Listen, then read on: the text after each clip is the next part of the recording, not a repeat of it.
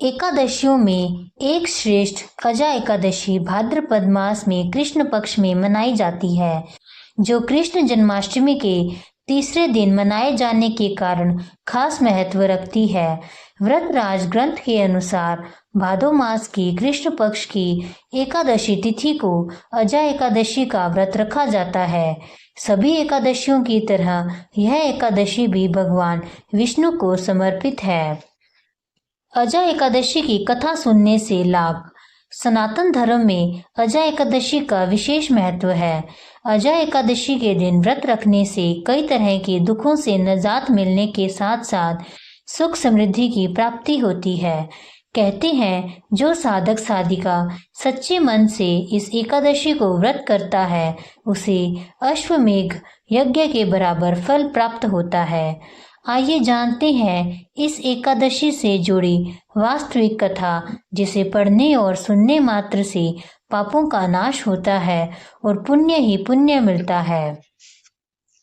भगवान राम के पूर्वज से जुड़ी है अजा एकादशी की व्रत कथा।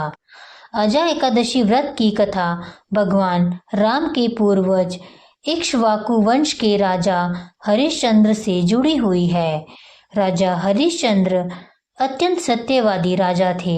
अपने दिए वचन और अपनी सत्यता पूर्ति के लिए वे अपनी पत्नी तारामती और पुत्र राहुल रोहिताक्ष तक को बेच देता है और स्वयं भी एक चंडाल का सेवक बन जाते हैं।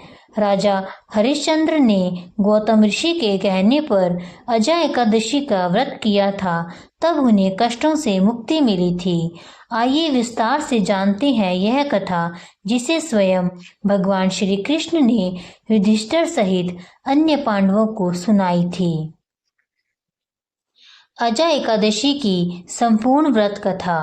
युधिष्ठिर ने कहा, हे पुंडरीकाक्ष, मैंने श्रावण शुक्ल एकादशी अर्थात पुत्रदा एकादशी का सविस्तार वर्णन सुना। अब आप कृपा करके मुझे भाद्रपद माह के कृष्ण पक्ष की एकादशी के विषय में भी बतलाइए। इस एकादशी का क्या नाम है और इसके व्रत का क्या विधान है? इसका व्रत करने से किस फल की प्राप्ति होती है? श्री कृष्ण ने कहा, हे कुंती पुत्र, भाद्रपद माह के कृष्ण पक्ष की एकादशी को अजा एकादशी कहते हैं। इसका व्रत करने से सभी पाप नष्ट हो जाते हैं। इस लोक और परलोक में मदद करने वाली इस एकादशी व्रत के समान संसार में दूसरा कोई व्रत नहीं है। अब ध्यान पूर्वक इस एकादशी का महात्म्य श्रवण करो। पुराने काल में भगवान श्री राम के वंश में अयोध्या नगरी में एक चक्रवर्ती राजा हरिश्चंद्र नाम के एक राजा हुए थे। राजा अपनी सत्यनिष्ठा और ईमानदारी के लिए प्रसिद्ध थे। एक बार देवताओं ने उनकी परीक्षा लेने की एक योजना बनाई। राजा ने स्वप्न में देखा कि ऋषि विश्वामित्र को उन्होंने अपना राजपाट दान कर दिया है। सुबह विश्वामित्र वास्तव में उनके द्वार पर आकर कहने लगे, तुमने स्वप्न में मुझे अपना राज्य दान कर दिया।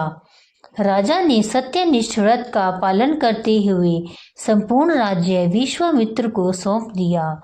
दान के लिए दक्षिणा चुकाने हेतु राजा हरिश्चंद्र को पूर्व जन्म के कर्म फल के कारण पत्नी, बेटा एवं खुद को बेचना पड़ा। हरिश्चंद्र को एक डोम ने खरीद लिया, जो शमशान भूमि में लोगों के दाह संस्कार का काम करवाता था। स्वयं वह एक चंडाल का दास बन गया। उसने उस चंडाल के यहाँ कफन लाने का काम किया, किंतु उसने इस आपत्ति के काम में भी सत्य का साथ नहीं छोड़ा। जब इसी प्रकार उसे कई वर्ष बीत गए तो उसे अपने इस नीच कर्म पर बड़ा दुख हुआ और वह इससे मुक्त होने का उपाय खोजने लगा।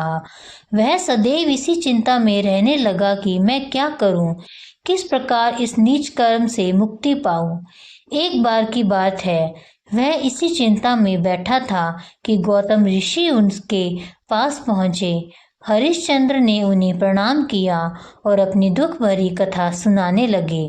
राजा हरिश्चंद्र की दुख भरी कहानी सुनकर महर्षि गौतम भी अत्यंत दुखी हुए और उन्होंने राजा से कहा, हे राजन, भादो माह के कृष्ण पक्ष की एकादशी का नाम अजा एकादशी है। तुम उस एकादशी का विधि पूर्वक व्रत करो और रात्रि को जागरण करो, इससे तुम्हारे सभी पाप नष्ट हो जाएंगे। महर्षि गौतम इतना कहकर अंतर ध्यान हो गए। अजा एकादशी की एकादशी आने पर राजा हरिश्चंद्र ने महर्षि गौतम के कहे अनुसार विधान पूर्वक उपवास और रात्रि जागरण किया। इस व्रत के प्रभाव से राजा के सभी पाप नष्ट हो गए। उस समय स्वर्ग में नगाड़े बजने लगे और पुष्पों की वर्षा होने लगी। उन्होंने अपने सामने ब्रह्मा, विष्णु, महेश और देवेंद्र आदि सहित देवताओं को खड़ा पाया। उन्होंने अपने मृतक पुत्र को जीवित और अपनी पत्नी को राजसी वस्त्र और आभूषणों से परिपूर्ण देखा। व्रत के प्रभाव से राजा को पुनः अपने राज्य की प्राप्ति हुई। वास्तव में एक ऋषि ने राजा की परीक्षा लेने के लिए यह सब माया रची थी, परंतु अजा एकादशी के व्रत के प्रभाव से ऋषि द्वारा रची गई सारी माया समाप्त हो गई और अंत समय में हरिश्चंद्र अपने परिवार सहित स्वर्गलोक को गए। यह कहा सुनने के बाद मधुसूदन भगवान ने युधिष्ठिर से कहा, हे राजन, यह सब अजा एकादशी के व्रत का प्रभाव था।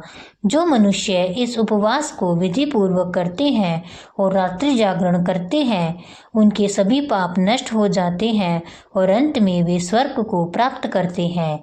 इस एकादशी व्रत की कथा के श्रवण मात्र से ही अश्वमेध यज्ञ के फल की प्राप्ति हो जाती है। जय श्री हरि।